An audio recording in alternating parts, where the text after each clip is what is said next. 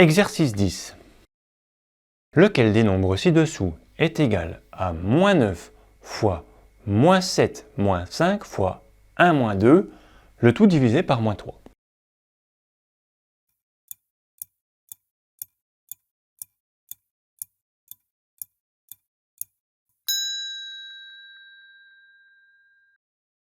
On va y aller tranquillement, en respectant bien les règles de priorité dans les calculs, et si tout va bien, on devrait trouver l'une des 4 propositions ici.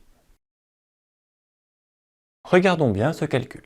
Il y a des soustractions, des multiplications, des parenthèses, et il y a même des parenthèses à l'intérieur d'autres parenthèses. Alors, lorsque c'est comme ça, on commence par calculer en priorité la parenthèse qui est à l'intérieur de l'autre parenthèse. C'est cette parenthèse qui est prioritaire. On va calculer en premier 1 moins 2. 1 moins 2, cela fait moins 1. Plutôt que de tout réécrire le calcul, je vais remplacer 1 moins 2 par moins 1. Là, c'est déjà un petit peu plus simple, mais c'est encore compliqué. Maintenant, à l'intérieur, on doit calculer la parenthèse, toujours, donc on doit calculer tout ça, mais à l'intérieur de cette parenthèse, il y a un moins et un fois.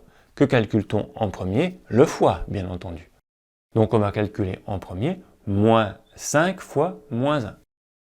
5 fois moins 1, cela fait moins 5. Donc on peut remplacer 5 fois moins 1 par moins 5.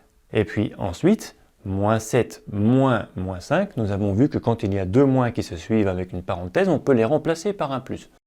Donc, hop, moins 7 plus 5. Ah, ben ça commence à simplifier un petit peu. Il nous reste à calculer moins 7 plus 5 et on aura calculé la parenthèse. Moins 7, on est à gauche de 0. On rajoute 5. On va toujours être à gauche de 0, mais on va être beaucoup plus proche de 0, puisqu'on rajoute, on se déplace vers la droite. Moins 7 plus 5, ça ne devrait plus te poser de problème, cela fait moins 2. Attention, parce qu'il y a moyen de faire des erreurs. Je suis sûr qu'il y a des élèves qui écriraient moins 12. Donc tout ça, on peut le remplacer par moins 2. Il nous reste des multiplications et des divisions. Eh bien, on va aller dans le sens où ça vient. On va calculer en premier moins 9 fois moins 2. Moins 9 fois moins 2, c'est le produit de deux nombres négatifs. Nous avons vu dans le cours que le résultat est un nombre positif, donc on va écrire plus 18. Et plus 18 divisé par moins 3.